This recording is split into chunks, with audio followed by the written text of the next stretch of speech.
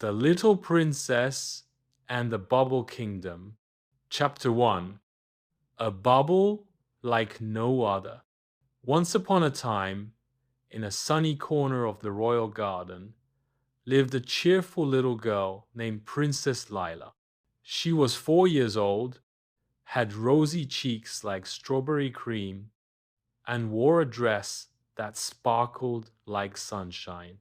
Princess Lila loved many things ticklish grass under her toes, cuddling her stuffed bunny Sir Fluff, and especially blowing bubbles. Big ones, tiny ones, wobbly ones that danced in the air. One windy afternoon, she was in the garden, blowing her magic bubble wonder gift from the royal bubble blower on her last birthday when something strange happened. She blew one last bubble, big and shimmering, and as it floated up, it didn't pop. Instead, it grew bigger and bigger and bigger still. "Whoa," whispered Lila. The bubble began to glow with rainbow light. Then, poof! It sucked her up like a whoosh of wind. Lila squealed with surprise. Inside the bubble, it felt soft and swirly, like floating on a jelly cloud. The bubble floated higher into the sky and then gently plop, landed her on something soft and bouncy. She looked around and gasped. She was in Bubble Kingdom. Chapter 2. Welcome to Bubble Kingdom. Bubble trees shimmered with crystal orbs. Bubble birds floated through the air like balloons. Even the grass was made of teeny tiny bubbles that squeaked when you stepped on them. "Boing, boing," said a giggling voice. Princess Lila turned and saw a small creature bouncing toward her. It had bubble-shaped ears and wiggly feet. It bowed with a pop. "Welcome, your bubbly highness," it said. "I'm Fizz, your bubble buddy." Hi, Fizz. Where am I? Lila asked, eyes wide. "You're in Bubble Kingdom, a place only special bubble blowers can visit," said Fizz. "And we need your help." Me? Help? Lila blinked. Fizz nodded. "The Bubble Queen has lost her golden bubble crown, and the kingdom is losing its bounce. Without it, bubbles stop growing and joy fades." Princess Lila placed her hands on her hips. Then we'll find it. A princess always helps when someone's in trouble. Fizz squeaked happily. "Hooray! Follow me." Chapter 3. The clues begin. They skipped down the bubbly brook, where bubble fish splashed giggles instead of water. Fizz led Lila to the first clue, a whispering bubble tree. "It only talks to brave hearts," Fizz said. Lila stepped forward. Hello, tree. We're looking for the queen's crown. The bubble tree rustled its bubble leaves and spoke in a soft voice. The crown was last seen in the hands of a grumpy bubble troll who lives under the Bridge of Burps. We'll go. They hurried off toward the bridge, which burped each time they stepped on it. "Bah! I think it likes you," said Fizz. Under the bridge, they found the bubble troll, blowing sour bubbles and grumbling.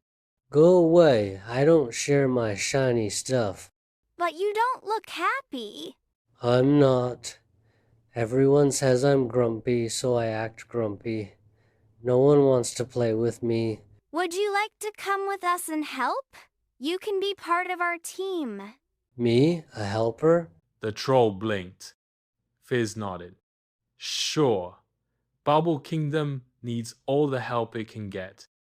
The bubble troll's frown popped. Okay, but I hid the crown somewhere safe, in case someone bad wanted it. Where? In the maze of mirror bubbles. he said proudly. Chapter 4. The Maze of Mirror Bubbles. Together, they bounced and rolled to the maze of mirror bubbles, a place where every wall reflected your thoughts. As soon as Lila entered, she saw Bubbles showing herself looking scared, shy, even a little cranky. Oh, these are my feelings. Fizz whispered, "Yes, the maze shows how you feel inside." Lila took a deep breath. It's okay to feel scared, but I'm brave too. As she said it, the path lit up in glowing bubbles. Step by step, she led the way, helping the troll face his sad memories and Fizz find his lost giggles. Finally, they reached the middle. There, floating high above, was the golden bubble crown, spinning in a glowing bubble. Too high, Said the troll.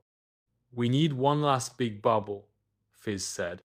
Lila reached for her bubble wand. She closed her eyes, thinking of everything that made her heart bubble with love. Mom's bedtime hugs, Dad's pancake mornings, Sir Fluff's fuzzy ears. She blew the biggest bubble of her life. It floated up, up, up, and gently scooped the crown. They all cheered. Chapter 5. A Bubbly Celebration. Back at the Bubble Palace, the Bubble Queen told, kind and sparkling like moonlight on water beamed when Lila placed the crown on her head. Princess Lila, you showed courage, kindness, and teamwork. For that, we crown you Princess of the Bubbles. Bubble horns tooted. Bubble confetti rained down. The bubble troll even danced a little wiggly jig. Lila laughed. This is the best adventure ever. But it's time for your journey home. Already? Lila's eyes widened. Fizz smiled. Bubbles always bring you where you're needed most. And now someone's waiting to tuck you in. Chapter 6. Home, Sweet Bubble. The Bubble Queen blew a soft silver bubble. It wrapped around Lila like a bedtime hug. Goodbye, Fizz. Bye, Troll. Lila waved as the bubble lifted into the sky.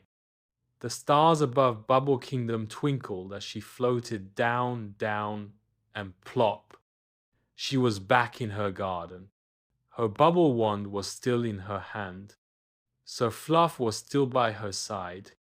And in her pocket was a teeny bubble crown, charm sparkling just a little. From the palace window, her mother called, Lila, it's bedtime. Lila yawned, stretched, and whispered. Coming. She looked up at the sky, saw a bubble-shaped star twinkle, and smiled, because now she knew every bubble holds a little bit of magic.